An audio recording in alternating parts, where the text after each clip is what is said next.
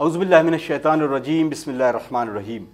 नाज़रीन, आपका मेज़बान अथर काज़मी खदीजा टीवी की इस स्पेशल ट्रांसमिशन में आपका खैर मक़दम करता है। आज हम जिस मौजू पर गुफ्तगू करने जा रहे हैं वो ज़ात जिसकी तारुफ़ में अगर ये कहा जाए वो ख़ुद तो मासूमा न थी, लेकिन उसने अपनी तरबियत के जौहर जो दिखाए तो उसमें इस अक्कासी के तौर पर नमूने नज़र आए, जिसमें एक नाम जो करबला में सामने आया वो मौला अबुल फ़ज़ल अब्बास अलैहिस्सलातु वस्सलाम, यानी मेरी मुराद मादरे अबुल फ़ज़ल अब्बास अलैहिस्सलातु वस्सलाम जनाब उम्मुल बनीन हज़रत फ़ातिमा कलाबिया सलामुल्लाह अलैहा। आज यौम वफ़ात है। आइए नाज़रीन, आपकी खिदमत में ताज़ियत पेश करते हैं और इमाम वक्त अज्जलल्लाहु ताला फ़रजहु शरीफ की खिदमत में भी पुरसा पेश करते हैं। नाज़रीन, इस ज़ात बाबरकत ने जिस तरीक़े से अपने ख़ानवादे को छोड़कर मासूमीन के चौखट पर आकर एक ऐसी दलील पेश की कि निस्वा के लिए, तमाम ख़वातीन के लिए मिशल राह साबित हो गई। आई नाज़रीन, इस मौजू पर गुफ्तगू करने के लिए हमारे स्टूडियो में इस वक्त अज़ीम तरीन शख्सियतें मौजूद हैं। उनका तारुफ़ कराते हैं और इस गुफ्तगू का आगाज़ करते हैं। सबसे पहले हमारे साथ मौजूद हैं अली जनाब मौलाना आज़िम ज़ैदी साहब क़िबला, प्रोफेसर सिराजुद्दीन अजमली साहब क़िबला जो अलीगढ़ मुस्लिम यूनिवर्सिटी के शोबा उर्दू से हैं, और डॉक्टर अब्बास रज़ा नैयर, यानी इनके बारे में कहा जाए बेहतरीन ख़तीब, बेहतरीन शायर, बेहतरीन ऑरेटर और बेहतरीन अपने लफ्ज़ों के साथ अगर वो अपनी नशिस्त को पूरा करें तो बच्चों के दिमाग से उतरते हुए दिलों में रासिख हो जाते हैं उनके लफ्ज़। आइए इनका इस्तकबाल करते हैं और यहाँ से इस प्रोग्राम का आगाज़ करते हैं। सबसे पहले सलाम अलैकुम तमाम अफराद का खैर मक़दम करते हैं।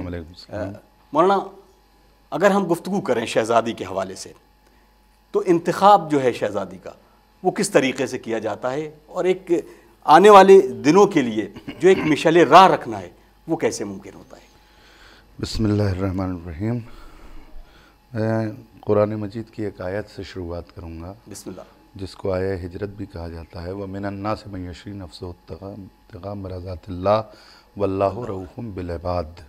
मौलाए कायनात, अक़लीम मकरमत के सुल्तान, किश्वर फ़ज़ाइल के शहंशाह, सुभान अल्लाह, मौला अली इमाम अली जब शब हिजरत बिस्तर रसूल पर सोए हैं तो परवरदिगार ने ये आयत भेजी। लोगों में कुछ लोग ऐसे हैं कि जो नफ्स बेच देते हैं, मर्ज़ियाँ ख़रीद लेते हैं।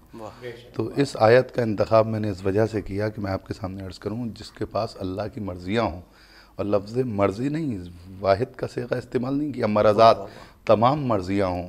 सूरज पे इख्तियार, चाँद पे इख्तियार, ज़मीन पे इख्तियार, आसमान पे इख्तियार। और मशीयत ने मुस्कुरा के पूछा भी होगा कि अली आज क्या चाहिए, तो अली ने कहा होगा मेरे मौला ने कि परवरदिगार मैं सूरज लेके क्या करूँगा, वाह वाह वाह, नमाज के लिए पलट आता है, चाँद लेके क्या करूँगा, मेरे नबी के लिए दो टुकड़ों में तकसीम हो जाता है, कायनात लेके क्या करूँगा, वजह तख्लीक़ कायनात अहले बैत हैं, मैं जन्नत लेके क्या करूँगा, मेरे बच्चों की मिल्कियत का नाम है। तो परवरदिगार ने पूरी कायनात को और तमाम चीज़ों को जिसकी झोली में डाल दिया हो शब हिजरत और देने की कोशिश की हो और उसने ठुकरा दिया हो, वो अली अपने भाई अकील से ये कह रहा है कि मुझे अब्बास जैसा बेटा चाहिए। सुभान अल्लाह, वाह वाह। अब इस आरज़ू की अहमियत का अंदाज़ा लगाइए, जिसके कदम दोशे नबुव्वत पर पहुँचते हों तो उसका दिल कितना पाको पाकीज़ा, तैयब व ताहिर और अज़ीम होगा। और उस दिल में जो आरज़ू है अब्बास की, और उसके लिए इंतखाब, अली ख़ुद मासूम थे, कायनात और नब्ज़ कायनात पर उनकी उंगलियां थीं, ज़मीन से ज़्यादा आसमानों के रास्ते जानते थे, असरार और रुमूज़ से वाकिफ़ थे। उसके बावजूद नस्साब अरब जनाब अक़ील से ये पूछ रहे हैं कि अरब में वो कौन सा अज़ीम ख़ानदान है जहाँ बहादुरी हो, इल्म हो, शुजाअत हो, दानिश्वरी हो, तमाम चीज़ें पाई जाती हों। तो अली ने ये पूछा क्यों, सवाल ये पैदा होता है अपने भाई अक़ील से, जबकि ख़ुद मासूम भी थे, लौहे महफूज का मुतालिया करने वाले थे, तमाम असरार और रुमूज़ से वाकिफ़ थे। एक पैगाम दिया है नौजवानों को और क़यामत तक आने वाली नस्लों को कि देखो, जब भी शरीक हयात का इंतखाब करना तो सिर्फ शरीक हयात का इंतखाब ना करना, शरीक मकसद हयात का इंतखाब करना। और उसके लिए तुम अपने बुज़ुर्गों से, अपने भाइयों से और अपने अज़ीज़ों से ज़रूर सलाह व मशवरा करना। तो ये इंतखाब का एक अमल था। اور اس کے بعد وہ بہت عظیم خانوادہ تھا بنی کلاب کا. اس خانوادے میں علم بھی تھا، حکمت بھی تھی، شجاعت بھی تھی، تمام اوصاف حمیدہ اس خانوادے میں پائے جاتے تھے. بے شک. اور ظاہر سی بات ہے، اگر یہ ایک الگ چیپٹر ہے اور ایک الگ مضمون ہے کہ معصومین کی جو شریک حیات یا شریک مقصد حیات یا معصومین کی مائیں اور یا اس گھرانے سے تعلق رکھنے والی خواتین نہیں ہیں، ان کا انتخاب ایک خاص وصف کے تحت ہوتا ہے اور ان کی تربیت بھی پروردگار کی طرف سے ایک الگ حالات میں ہوتی ہے. وقت نہیں ہے ورنہ میں بیان کرتا، لیکن جب بھیجا گیا ہے، رشتہ گیا ہے، اور تو عجیب و غریب حالات تھے وہاں، کس طرح سے استقبال ہوا، وہ سب ہوا. لیکن میں ان تمام چیزوں کو چھوڑ کے ابھی ہمارے دوسرے حضرات بھی آپ کے سامنے بیان کریں گے. جو سب سے اہم وصف تھا جناب ام البنین کا، جناب فاطمہ کلابیہ کا، مادر جناب عباس کا، وہ یہ کہ وہ گھر میں تشریف لائیں. اب تھوڑا سا میں لفظوں کو روکوں. دیکھیے جو عام جو فطری مسائل ہوتے ہیں عورتوں کے اور خواتین کے، تو ایک دوسرے سے جلنا اور حسد رکھنا اور وہ تمام باتیں جو آج کل کی خواتین میں پائی جاتی ہیں، خصوصاً اگر کوئی سوت ہو. ظاہر سی بات آج کا یہ معاشرہ اس بات کا گواہ ہے. اگر کوئی سوت ہو تو اس کے جو خیالات اور جو تصورات ہوتے ہیں، کہیں شوہر چاہے وہ اس کی شریکہ حیات جو پہلے والی بیوی ہے وہ دنیا سے چلی ہی کیوں نہ گئی ہو، لیکن ہم نے آج کے حالات میں یہ دیکھا ہے کہ عورتیں اس کے باوجود اگر شوہر اپنی گزری ہوئی پرانی اور پہلے والی بیوی کی تعریف و توصیف کرنا چاہے تو خواتین برداشت نہیں کر پاتی. آج کے اس دور کے جو مغربی کلچر پیش کیا گیا ہے اس کی خواتین کو ہم دیکھ رہے ہیں. لیکن جناب فاطمہ کلابیہ معصومہ نہیں تھیں. انتخاب کیا تھا مولا کائنات میں. گھر میں آئیں تو انہوں نے معصوم عالمیان، انسیہ حورا، صدیقہ طاہرہ، جناب فاطمہ زہرا، رسول کی بیٹی، علی کی شریک مقصد حیات فاطمہ، ان کا بھرپور خیال رکھا اور ان کی عظمت ان کے بعد بھی جبکہ وہ اس دنیا میں نہیں تھیں اس کا کس طرح سے احترام کیا ہے اور اعتراف کیا ہے اور اپنے بچوں کی کس طرح سے تربیت کی ہے. جناب عباس سے ایک موقع پہ کہہ رہی ہیں بیٹا دیکھو یاد رکھنا تم فاطمہ کے بیٹوں کو اپنا سید و سردار سمجھنا اور اپنے آپ کو ان کا غلام سمجھنا. یا اس چوکھٹ پہ جا کے وہ سلام کر رہی ہیں، سجدہ کر رہی ہیں اور وہ جو ایک عظمتوں کا ایک تاج محل ہے اور عظمتوں کا ایک قطب مینار ہے اور عظمتوں کا ایک آسمان ہے اور عظمتوں کا ایک سمندر وہاں جو دکھائی دے رہا ہے اس گھرانے میں، اس کا بھرپور احترام اور ان تمام قدروں کو ملحوظ رکھتے ہوئے اسی مشن کو آگے بڑھانا اور اسی تحریک کو آگے بڑھانا کہ معصومہ کی تعلیمات بھی باقی رہیں. اور میں گویا ایک ان کے سامنے ایک حقیر سا وجود معصوم عالمیان کے سامنے بن کے دنیا کے سامنے ان کی تعلیمات کو آگے بڑھاتی رہوں اور اپنے بچوں کی اسی انداز سے اور اسی شان سے اور اسی کیفیت کے ساتھ تربیت کرتی رہوں کہ میرے بچے ہیں لیکن یہ فاطمہ کے بچوں کے غلام ہیں، میں ہوں لیکن فاطمہ کی کنیز ہوں. تو یہ بہت بڑی بات ہے، بڑے خانوادے سے تعلق رکھنے والی. اور اس کے علاوہ مولا کائنات نے جناب ام البنین کے اوپر فخر بھی کیا ہے کیونکہ وہ ایک شجاع و بہادر بھی تھیں، تیر اندازی میں مہارت رکھتی تھیں، فن سپاگری میں کمال حاصل تھا جناب فاطمہ کلابیہ کو، اور اس کے باوجود وہ ایک دانشور بھی تھیں، عالمہ بھی تھیں، درس دیا کرتی تھیں، بچوں کو پڑھایا کرتی تھیں، عرب کے دوسرے بچوں کو گھروں پر بلا کے معصومین کی تعلیمات سے آراستہ کرتی تھیں. وہ ان کی شخصیت کے بہت سے پہلو ہیں، یہاں پر وقت نہیں ہے میں زیادہ آپ کے سامنے بیان کر سکوں. آغا میں اب رخ کرتا ہوں پروفیسر ڈاکٹر عباس رضا نیّر صاحب کی خدمت میں. سرکار یہ ایک ایسی گفتگو ہے کہ شہزادی کے بارے میں اکثر کر کے مجالس میں ہی بیان کرنے کو ملتا ہے اور لوگوں کو نوجوان طبقے تک ان کے کردار کی عکاسی اگر کی جائے خاص طور سے کہ تربیت کے حوالے سے جیسے آج کے رشتے بکھر رہے ہیں اور اس میں ایک ایسی مشعل راہ خاتون نے دی ہے کہ اپنے بچوں کی تربیت اس حوالے سے کی اس میں. اور دوسرا میں چاہوں گا کہ کچھ کلام جو ہو شہزادی کے حوالے سے وہ. بہت شکریہ جناب ڈاکٹر اطہر کاظمی صاحب. اور بہت اچھا سوال، چونکہ آپ کا اسٹائل اور اسلوب اور لہجے پہ ایک کافی کام ہے جناب اعظم زیدی صاحب کا، اور لسانیات پہ جو گرفت ہے ہمارے پروفیسر سراج اجملی صاحب کی ان کی موجودگی میں. جو سوال ابھی قائم کیا ہمارے محترم اعظم زیدی صاحب نے، میں اس میں ہی تھوڑا سا اس کی توسیع کرنا چاہوں گا کہ یہ جو مولا کائنات کیوں تلاش کر رہے ہیں ایک خاندان اور ایک بہادر قبیلہ اور اپنے بھائی جو ماہر انصاب ہیں حضرت عقیل سے کیوں تلاش کرتے ہیں، یہ اصل میں مشیت الہی ہے. یہ ایک منصوبہ ہے۔ سوال یہ پیدا ہوتا ہے کہ وہ خدا جو ایک 100 سال کی عمر اور 80 سال کی عمر میں حضرت ہاجرہ اور حضرت سارہ اور پھر حضرت ابراہیم کو بیٹے دے سکتا ہے، اسماعیل جیسے بیٹے اور اسحاق جیسے بیٹے دے سکتا ہے، وہ خدا جو یحییٰ اور زکریا کی شکل میں اولادوں کے عطا کرنے کے سلسلے کو قائم کر سکتا ہے، وہ خدا جو بغیر باپ کے حضرت مریم کو بیٹا دے سکتا ہے، وہ خدا جو بغیر ماں باپ کے حضرت آدم کو خلق کر سکتا ہے، وہ خدا رسول اسلام کو ابراہیم اور قاسم اور طاہر جیسے بیٹے دیتا ہے اور بار بار وہ اٹھا لیتا ہے، تو پھر چوتھا بیٹا کیوں نہیں دے سکتا تھا؟ بی بی فاطمہ ہی کی شکل میں بیٹی کیوں آئی؟ اور پھر اس کے بعد میں پھر جب ہم اسلوب کی بات کرتے ہیں تو ہمیں 2 برابر کے ٹکڑے حدیثوں کے ملتے ہیں، ایک رسول اللہ اور ایک رسول کے اور ایک بطول کے، ایک باپ کے اور ایک بیٹی کے۔ رسول فرماتے ہیں کہ حسن اور حسین صلب علی سے میرے بیٹے ہیں، یعنی فرزند رسول ہیں۔ اب سوال یہ پیدا ہوتا ہے کہ اگر وہ صلب علی سے حسنین کو اپنے بیٹے کہتے ہیں تو کیوں نہیں خود ان کو اللہ نے بیٹے دیے، اور جس کے صدقے میں دنیا بنی ہے، جو وجہ سبب خلقت کائنات ہے، تو پھر اس کو کیوں نہیں دیے؟ سوال اصل میں معاملہ یہ ہے کہ اب بالکل آپ ایسے ہی ایک لہجہ بالکل دیکھیے گا، بی بی زہرا شہزادی فاطمہ زہرا سلام اللہ علیہا سیدۃ نساء العالمین، وہ اپنی شہادت سے پہلے اور حضرت عباس کی ولادت سے یعنی 26 سال کے بعد تو حضرت ام البنین کا آنا اور پھر حضرت عباس کا، مگر وہ کہتی ہیں کہ عباس بطن ام البنین سے میرا بیٹا ہوگا۔ تو اب آپ یہ دیکھیے کہ حسنین صلب علی سے میرے بیٹے ہیں، یہ رسول کہہ رہے ہیں، عباس بطن ام البنین سے میرا بیٹا ہوگا، یہ زہرا کہہ رہی ہیں۔ کیوں؟ اب یہاں پہ ہم تھوڑا سا عصمت اور خلقت کے فلسفے کو ایک ساتھ دیکھتے ہیں۔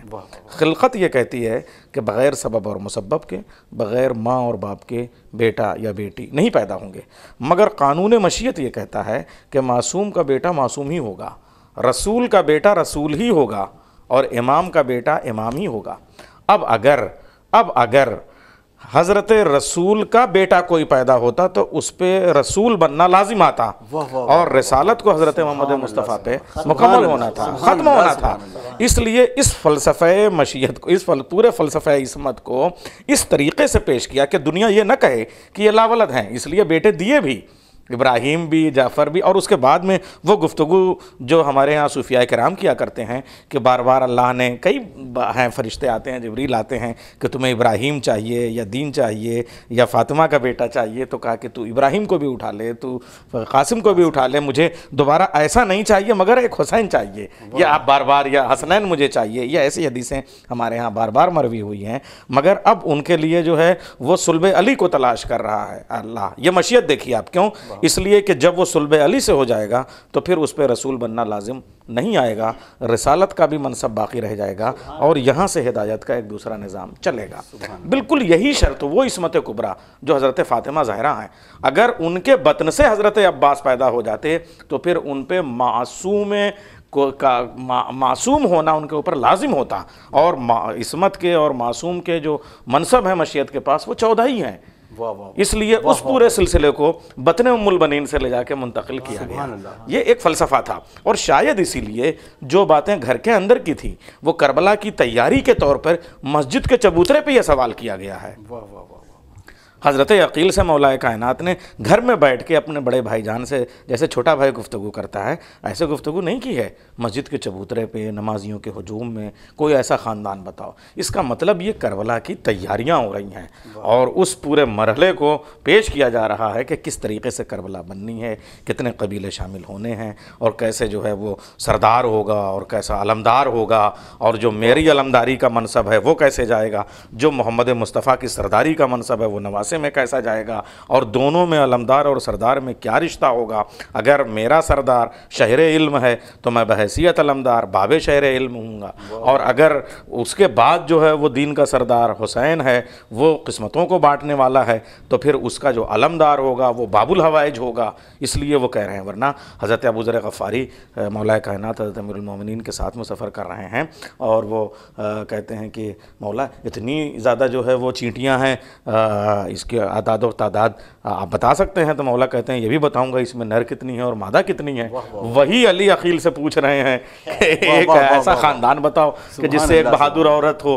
آپ یہ سوچئے کہ وہ کیوں بتا رہے ہیں، اس کا مطلب وہ اپنے لیے نہیں بلکہ اس پورے معاشرے کے لیے کربلا کی تیاری کر رہے ہیں کہ عباس کا منصب کیا ہے۔ اور ہمارے ہاں اس شہزادی کی شہادت کے بعد میں حضرت ام البنین سے جو ازدواج کا فلسفہ ہے وہ کیا ہے، اس حوالے سے وہ گفتگو کر رہے ہیں۔ تو میرے خیال سے بہت ساری معرفت کی باتیں ہیں اور بہت سارے پہلو ہیں، مگر اس کو تو ایک صاحبان عرفان کا جو ایک سلسلہ ہے وہی بتائیں گے۔ میں اس وقت میرا ایک مرثیہ ہے حضرت ام البنین پر، جو ام البنین کا عنوان میں نے دیا ہے مگر ماں کے حوالے سے چہرہ ہے، اور اس میں چونکہ مرثیہ ایک واقعے کے طور پر سفر کرتا ہے، مگر اس کی زبان کو دیکھیں۔ میں ایک مطلع کا بند اور دو بیچ کے بند پیش کر کے اپنی گفتگو کو مکمل کروں گا اور آپ کی طرف چلیں گے اور ہم سب فیض اٹھائیں گے پروفیسر سراج اجملی صاحب سے۔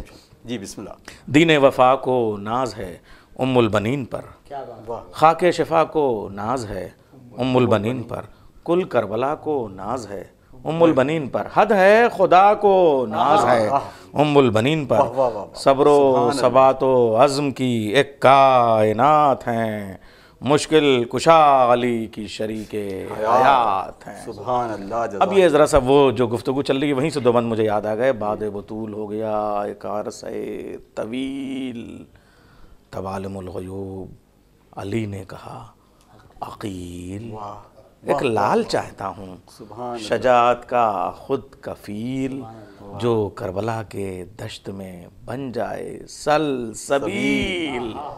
میں سنیے، بعد بطول ہو گیا ایک عرصہ طویل، تب عالم الغیوب علی نے کہا عقیل، ایک لال چاہتا ہوں شجاعت کا خود کفیل، جو کربلا کے دشت میں بن جائے سلسبیل۔ اے بھائی جان، یہ روزمرہ جو اب یہ گفتگو دیکھیے آپ، وہ بڑے ہیں 10 سال بڑے ہیں، اے بھائی جان ایسا کوئی خاندان ہو، اے بھائی جان ایسا کوئی خاندان ہو، کرب و بلا میں جو بنو ہاشم کی شان ہو۔ واہ واہ واہ واہ، سبحان اللہ۔ خاتون کوئی ہے جو میری آرزو لگے، خاتون کوئی ہے جو میری آرزو لگے، یعنی میری تلاش میری جستجو لگے، بولے تو گفتگو بھی میری گفتگو لگے۔ مصرع سنیے، چوتھے سے بیت کی طرف چلتا ہوں۔ خاتون کوئی ہے جو میری آرزو لگے، یعنی میری تلاش میری جستجو لگے، بولے تو گفتگو بھی میری گفتگو لگے، ایسی دلہن جو بنت اسد کی بہو لگے، ایسی دلہن۔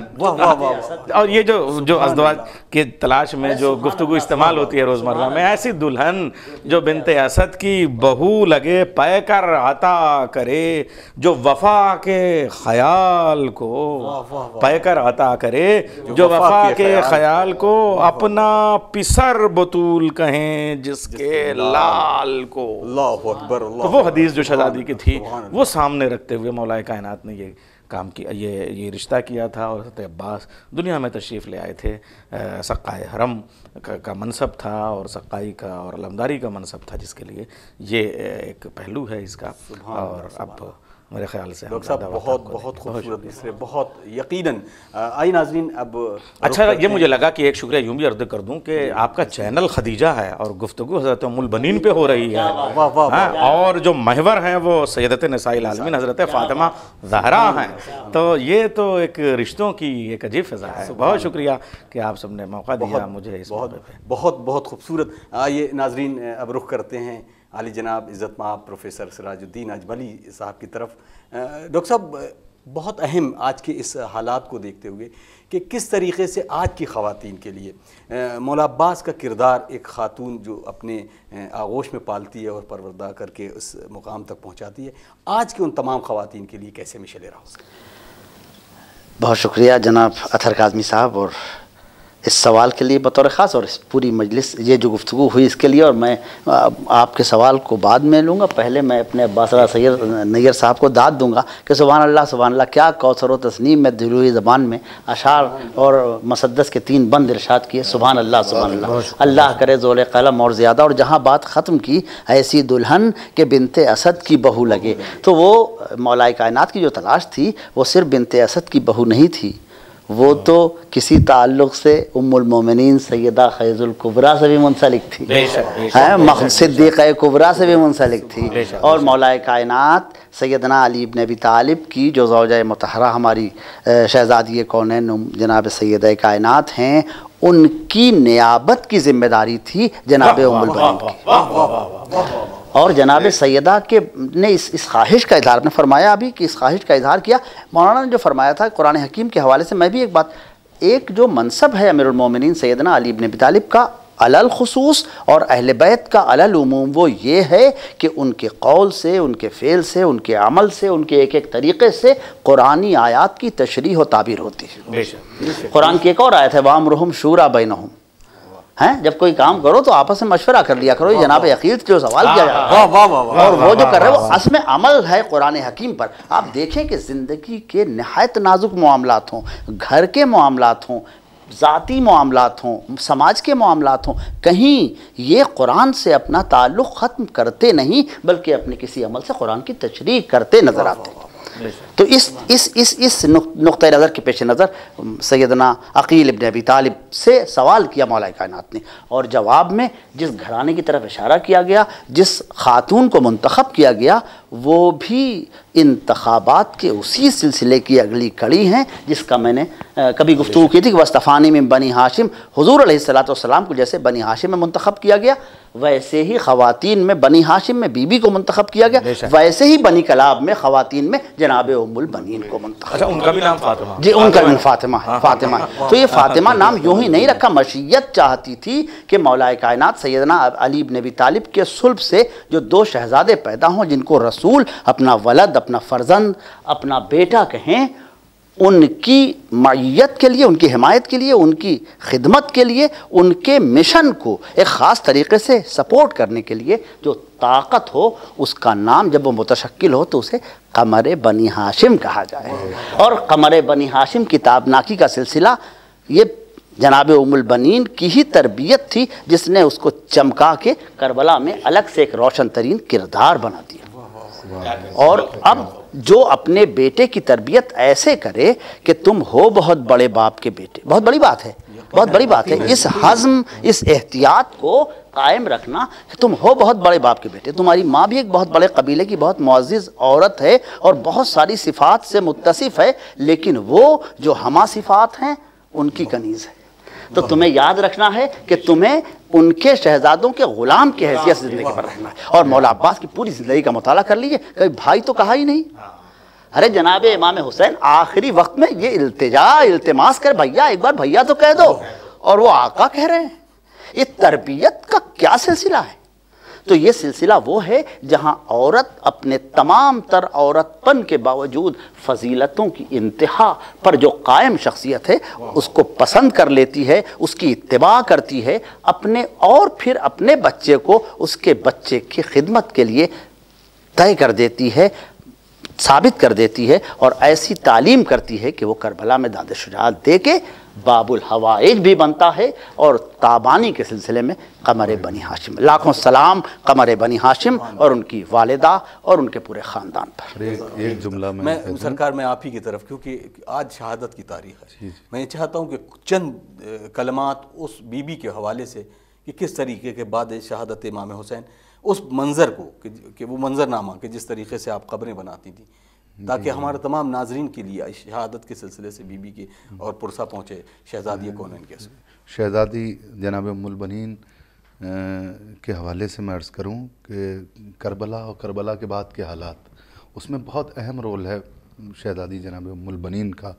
اور آپ یہ دیکھیے، ایک ماں کے لیے سب سے زیادہ اہم اس کی اولاد اور اس کے بیٹے اور اس کے بچے ہوتے ہیں، لیکن اب یہاں پر کردار ملاحظہ فرمائیے، کیونکہ شہادت کا اور وفات کا موقع ہے اور اس میں ہم خراج عقیدت پیش کرنے کے لیے یہاں سب حاضر ہوئے ہیں، آنسوؤں کا نذرانہ بھی پیش کرنا چاہتے ہیں۔ کبھی بھی جناب ام البنین نے، جناب فاطمہ کلابیہ نے، مادر جناب عباس نے کربلا کے بعد شہادت امام حسین علیہ السلام اپنے بچوں کو یاد نہیں کیا ہے، نہ پرسہ لیا ہے، نہ روئی ہیں، نہ گریہ کیا ہے، نہ صف اعضا بچائی ہے، نہ مجلس برپا کی ہے۔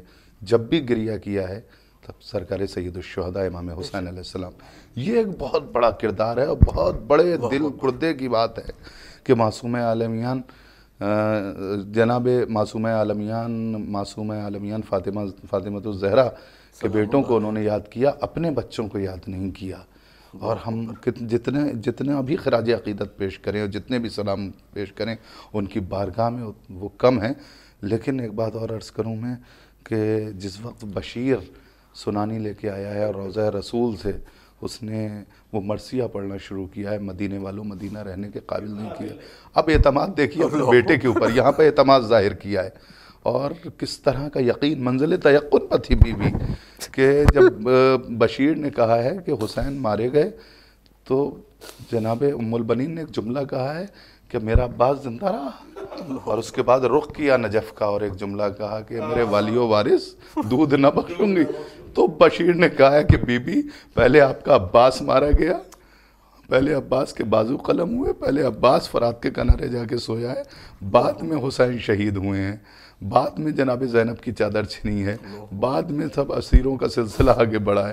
اب میں کس طرح سے آپ کے سامنے عرض کروں اور کس طرح سے سلام پیش کروں اس باعظمت خاتون اور اس بی بی پر کہ وہ بعد میں ہمیشہ سفیدہ بچھا کے بیٹھی رہتی تھی. اور عباس کا جو ایک چھوٹا بیٹا فضل جو اپنی دادی کے ساتھ رہتا تھا اس سے یہ کہتی تھی بیٹا ہمیشہ تم یہ خیال رکھنا ہمارے پاس کھانے پینے کے اور ضیافت کے لیے کچھ نہیں ہے، لیکن کہیں ایسا نہ ہو کسی دن شہزادی زینب یہاں پرسہ دینے کے لیے آ جائیں تو تم ان کا خیال ضرور رکھنا. اور ایسا تاریخ میں ملتا ہے کہ ایک دن شہزادی زینب تمام بیبیوں کو لے کے مادر جناب عباس کے گھر گئی ہیں، اور اس وقت جو انہوں نے بھیجا ہے عباس کے بیٹے فضل کو، اپنے پوتے کو، جاؤ بیٹا مشق بھر لاؤ. اب یہاں پر جناب زینب کا دل بھی بھر آیا، کربلا کا رخ کر کے کہا عباس تیرا بیٹا علمدار بن گیا. اسی طرح سے شب و روز گزارے ہیں جناب ام البنین نے. اور اس کے بعد جب وفات ہوئی ہے تو مدینے کے تمام مرد اور تمام خواتین جمع ہوئی ہیں، اور اس وقت بھی سب نے ایک ہی مرثیہ پڑھا ہے، عباس کی ماں تم پر ہمارے لاکھوں اور کروڑوں سلام کہ تم جب تک زندہ رہیں حسین کو روتی رہیں، اپنے بچوں کو یاد نہیں کیا. انہی لفظوں کے ساتھ میں امام زمانہ کی خدمت میں اور تمام مومنین اور تمام حاضرین کی خدمت میں کلمات تعزیت پیش کرتا ہوں کہ آئیے ہم سب مل کے جناب ام البنین کی بارگاہ میں جناب ام البنین کی بارگاہ میں خراج پیش کرتے ہوئے امام عصر کی بارگاہ میں تعزیت پیش کریں کہ اے امام زمانہ، اے امام عصر، ہمارے لفظوں کو قبول کر لینا اور ہمارے اس پرسے کو قبول کر لینا.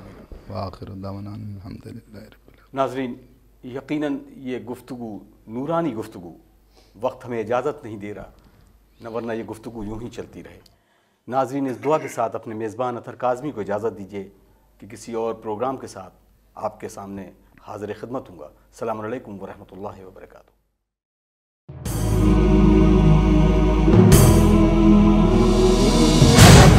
حسيني أنا طفل حسيني هذه كربلاء علم في يميني هذه كربلاء علم في يميني أنا طفل حسيني أنا طفل حسيني.